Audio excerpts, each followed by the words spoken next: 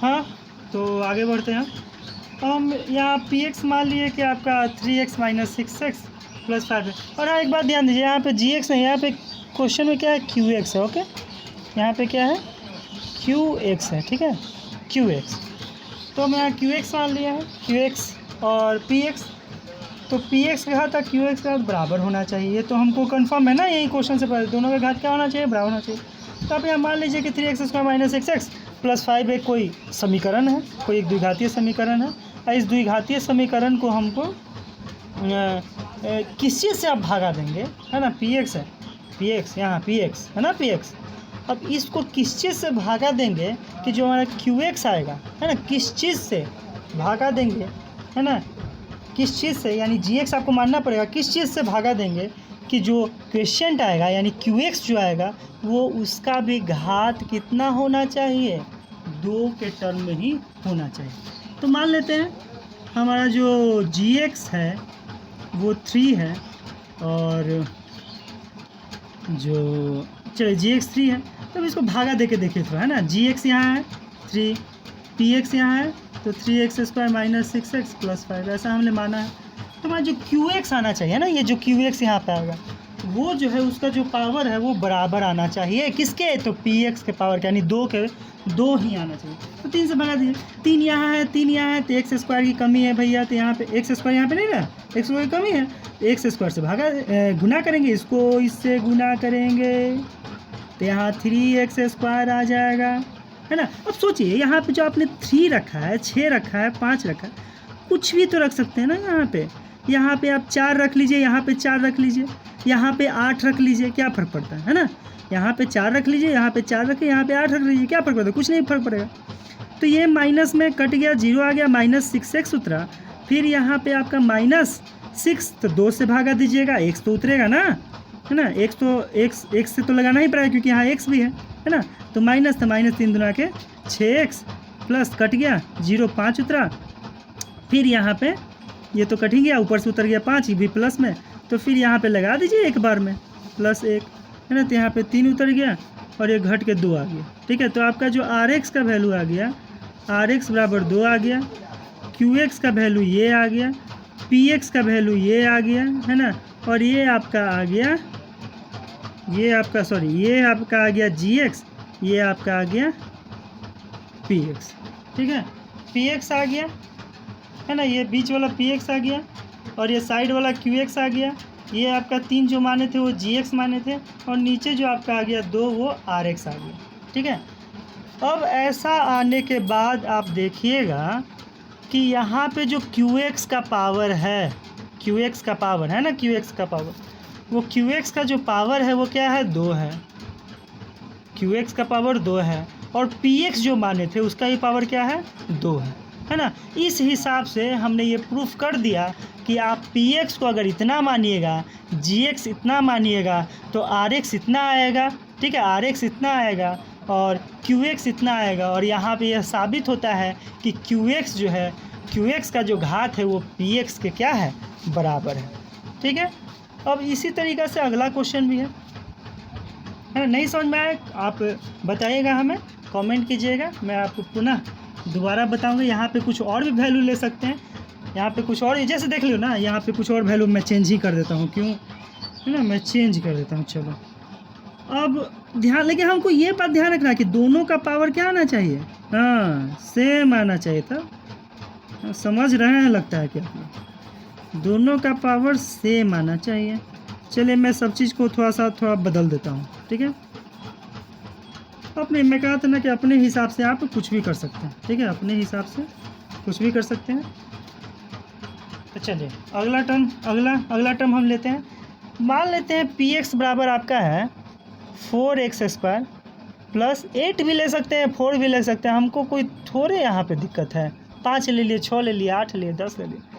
और आपका जो ये जो हमारा है Px है ना, Px तो ले लिए, ये जो हमारा ये Gx है ना, Gx बराबर 4 ले लीजिए, क्या फ़र्क पड़ता है, 4 यहाँ पे लिख दीजिए, 4x² प्लस 4x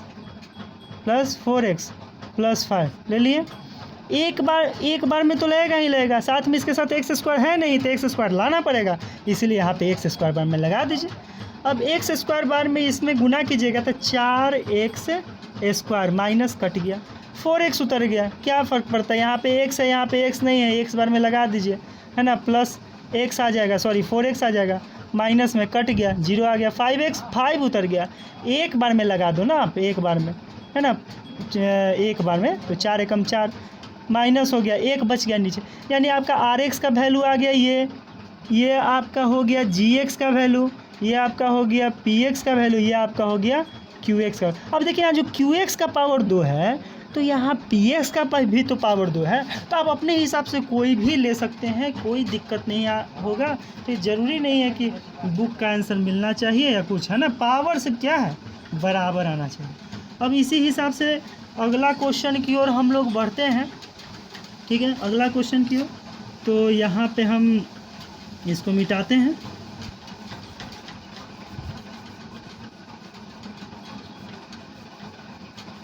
चलिए अगले क्वेश्चन की ओर बढ़ते हैं। अगला जो क्वेश्चन है आपका उसमें बता रहा है, देख लेता हूँ मैं। अगला जो क्वेश्चन आपका घात QX है ना, दूसरा नंबर जो क्वेश्चन है, दूसरा नंबर क्वेश्चन जो है उसका घात QX बराबर है घात RX के, ध्यान दीजिएगा है ना, RX के ध्यान दीजिएगा। अब यहाँ पे जो ये कह रहा है QX यानी कि आपका जो भागफल है ना, आपका जो भागफल है वो भागफल का घात आपके जो नीचे यानी कि रिमाइंडर जो आता है ना, रिमाइंडर का घात बराबर होना चाहिए। ठीक है, तो हम इसमें मान लेते हैं कोई एग्जांपल, है ना, ये तो क्वेश्चन हो गया, माना कि है ना, मान लेते हैं, माना क्या, तो इसमें हमको घात रिमाइंडर वाला करना है ना, तो वो भी एग्जांपल है सर, जो पीछे वाला लिए थे ना, जो पीछे वाला एग्जांपल लिए थे ना, वो भी एग्जांपल इसमें रख सकते हैं। क्यों?